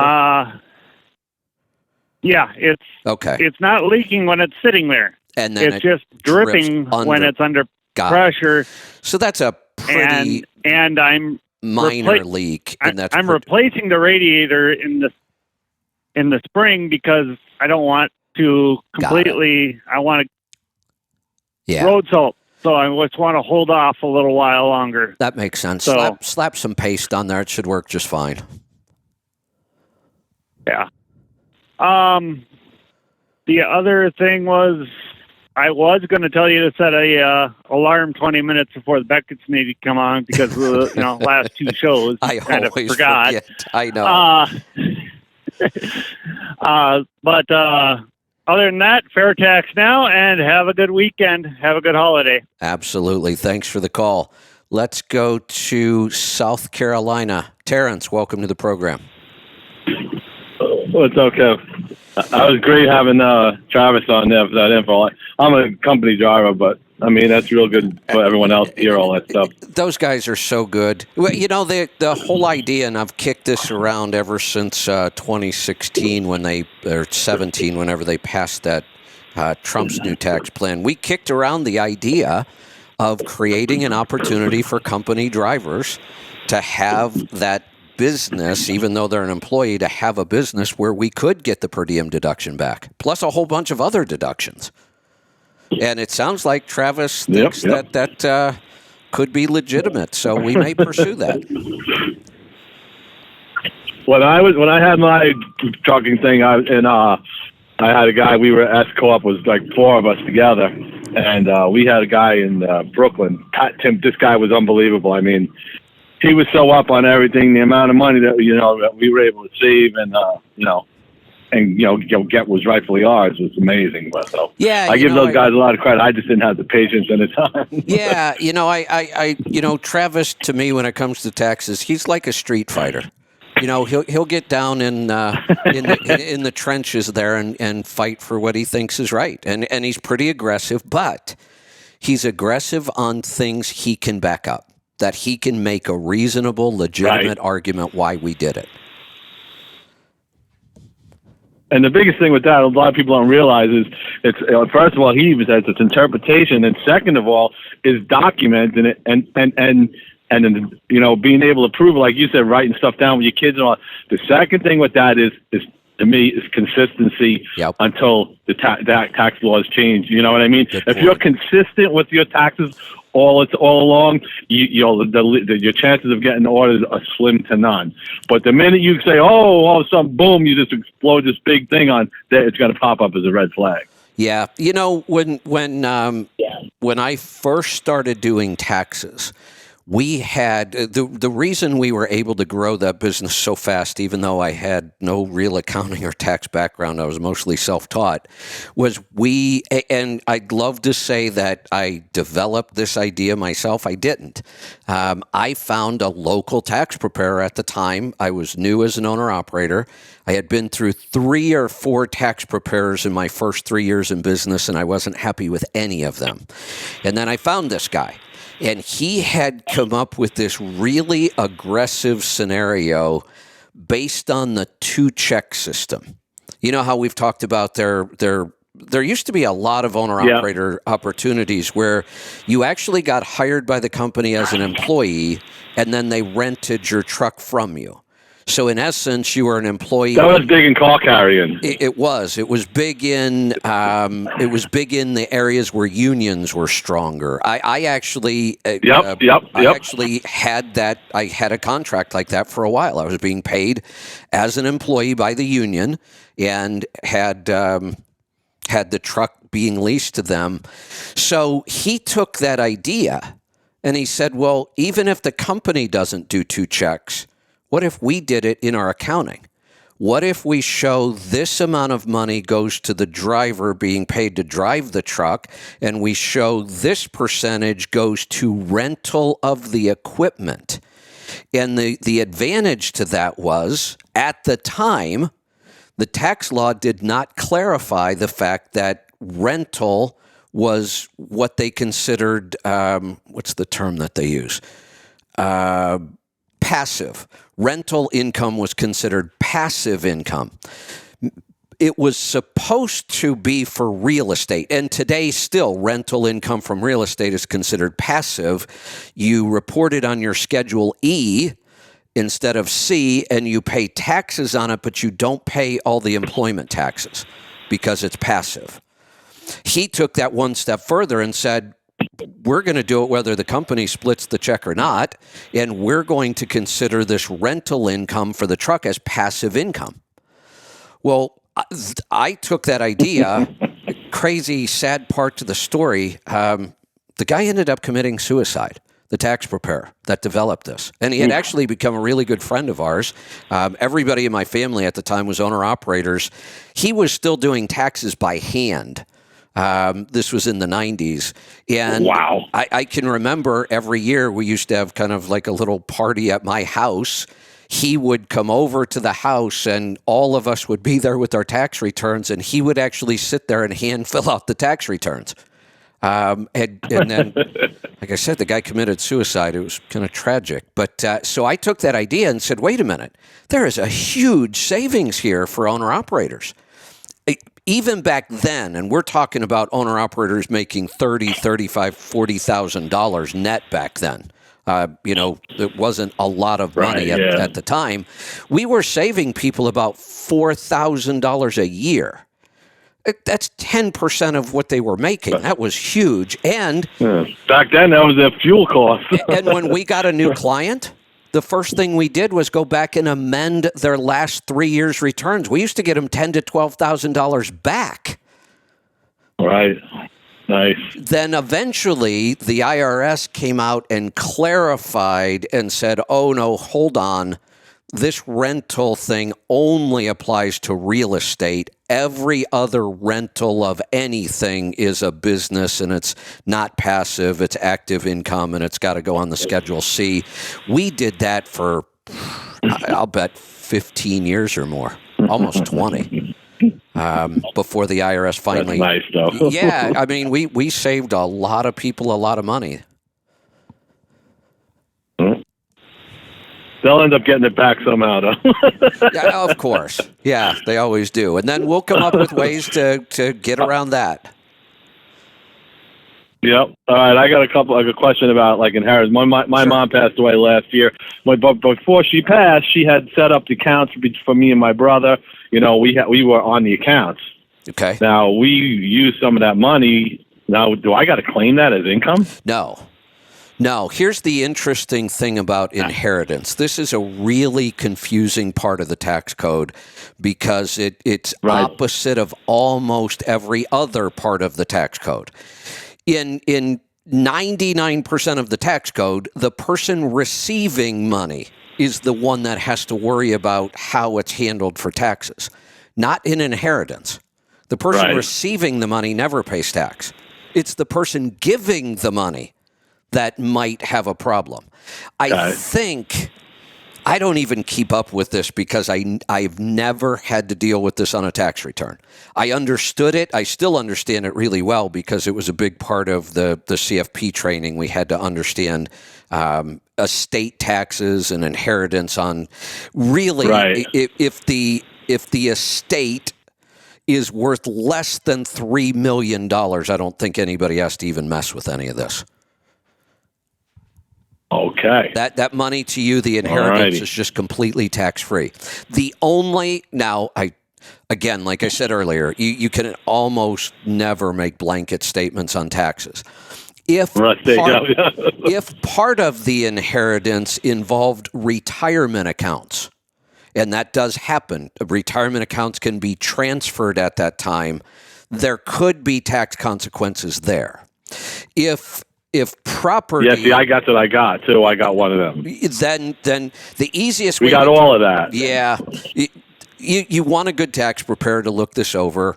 None of these things are all that complicated, but they do need to be handled right. If there's property transferred, let's say that you received a house, and the house was fully paid for. Me and my brother did. Yep. Okay, so let's go over that. Let's say it was fully paid for. All of a sudden, it's yours, and it's worth $300,000 today, the day that you receive control of it, whatever day that is. Okay. We have to value it on that day. Now, there's no tax, but that sets your basis in ownership. So if it was valued at $300,000, that becomes your basis. If you were able to turn around tomorrow and sell it for $400,000, you have $100,000 taxable gain. Right. If you sell it 3 years from now, you could have a taxable gain. But the basis on that gain gets set on the day you inherited it, whatever its value was. So, like the minute, like when the probate court says, "Okay, this is it's honored now. My mom's passing." What's cool about it is that the guy that does my taxes did my mom's and everything. So, like when our retirement account. It got slid right over. I just signed some documents. Boom, the money went to my account. So he's been dealing with my mom for years. I've been using them. Perfect. So it kind of moved everything over. My brother, on the other hand, is a little different. He didn't use them, but But I just was curious as far as So basically, he's been really good. He knows. I just didn't know how. Wasn't aware of it. The property being deemed, because at that time when she passed, the prices were high. Now the bottom's falling out. And we got it on the market, so I might get stiffed on that deal. You know what I mean? Yeah, you actually want you want it to transfer when the value's as high as possible. You want your basis set as high as you can get it. The lower you set your basis, the bigger your gain's going to be when you sell it.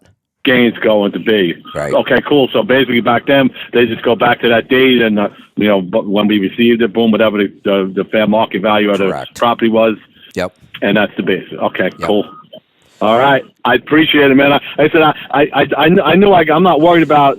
I just wanted to understand it more myself. So you know what I mean. And this way, maybe we could help somebody else that's trying to do it. Yeah. So this is a great opportunity to explain how, no matter what kind of crazy tax laws they write, people will, especially people with enough money, will find a way around them. So let's say you did have a $5 million estate. And after all is said and done, and we can deduct certain things, and there's all kinds of crazy calculations, but at some point, there's going to be tax owed on this. It exceeded the limit, and that limit changes all the time. The tax is actually paid by the estate. And then what's left over gets transferred. So the money you get is never going to be taxed. But the estate will be taxed. Do you know what the rate is? Tax. I think you mentioned this once before. It's like 6% or something like that. We wish. 50. Oh, wow. 50%. If your estate is so big, I don't care how big it is, this is just wrong. If your estate is over the limit, and I think it's probably like there was a time when it was about $1 million. I think it has gone up considerably. But once you exceeded that, then the assets and the money in that estate were taxed at 50%. That is insane. It's criminal. Wow. It should never exist. So here's what happened.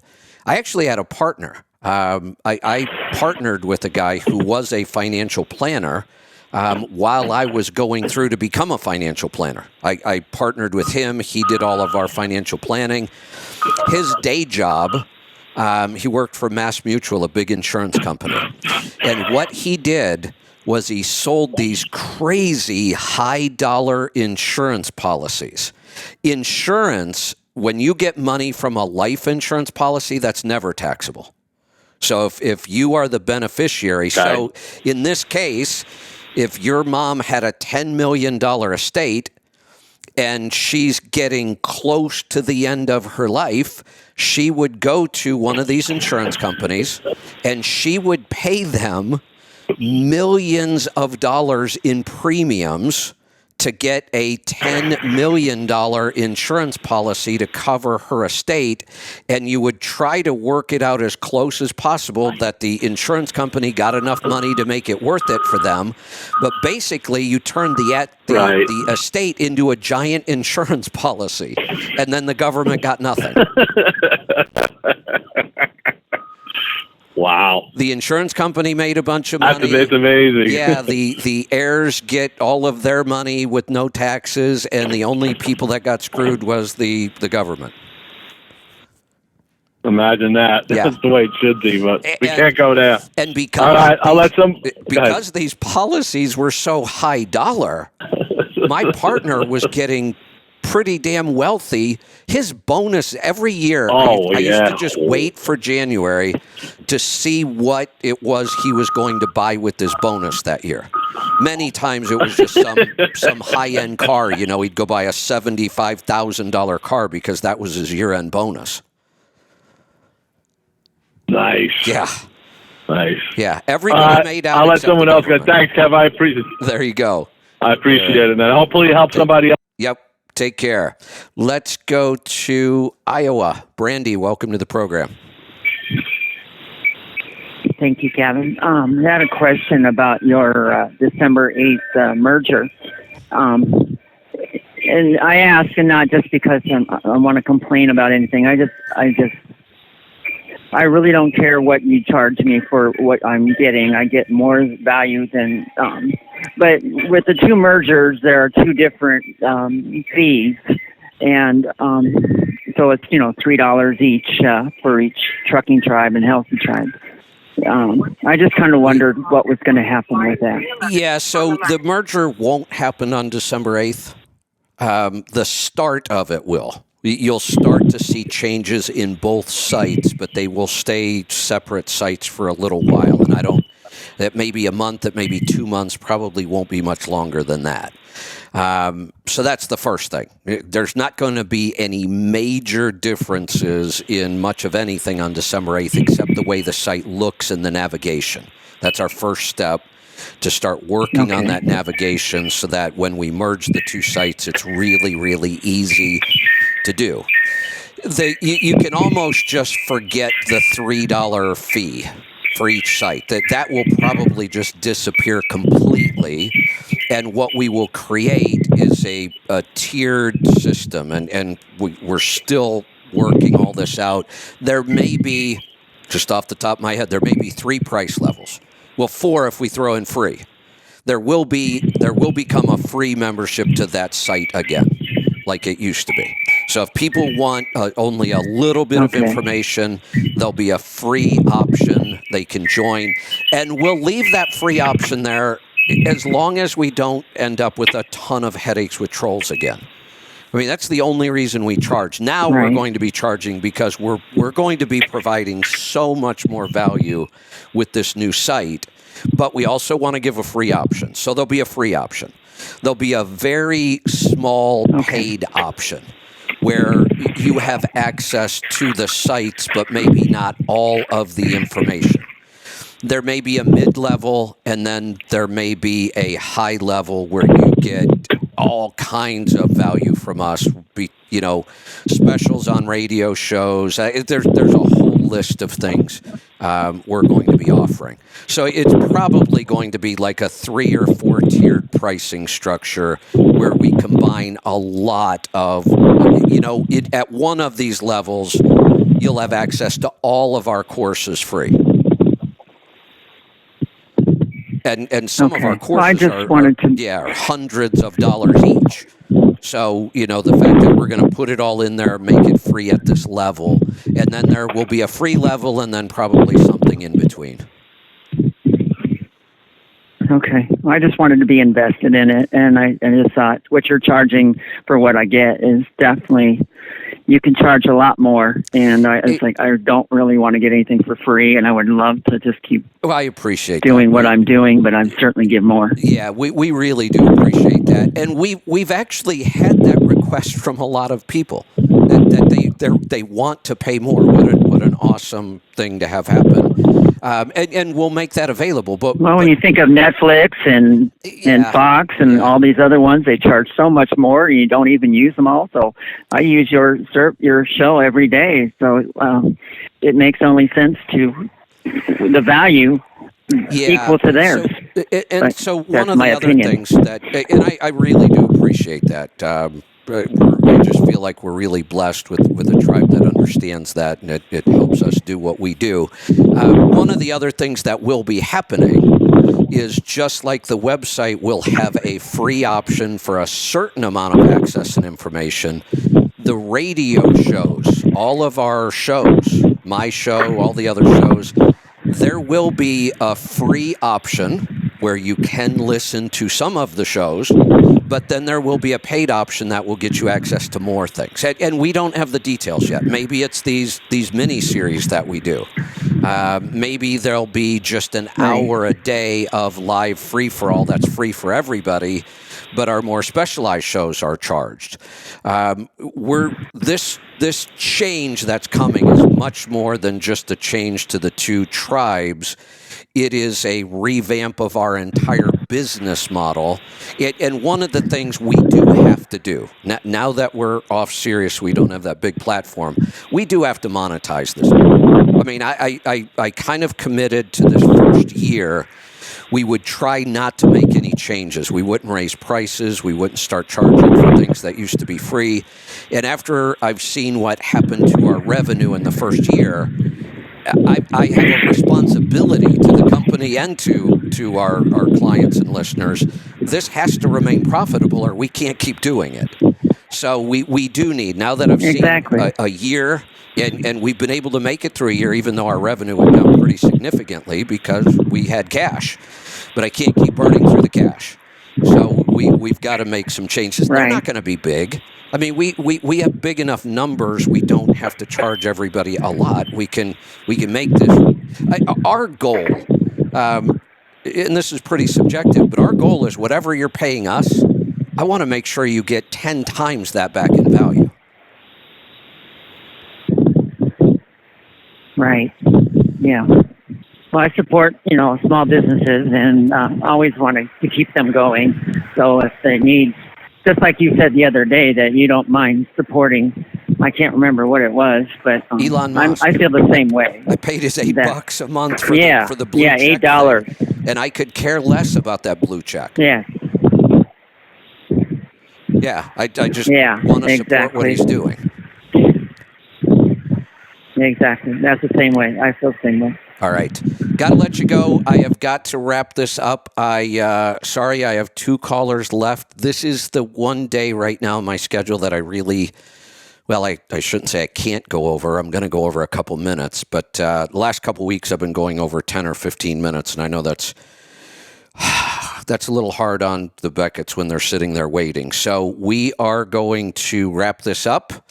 I will be back tomorrow. I haven't heard from either John or Joel yet, but either way, somebody will be here. I'll be here. Somebody may or may not be here with us. We'll see. I'm going to wrap this up. We will be coming back in under 10 minutes with Rolling Toe, so stand by for that. Be safe, be profitable, be fit and healthy. Always do the hard work and master the journey.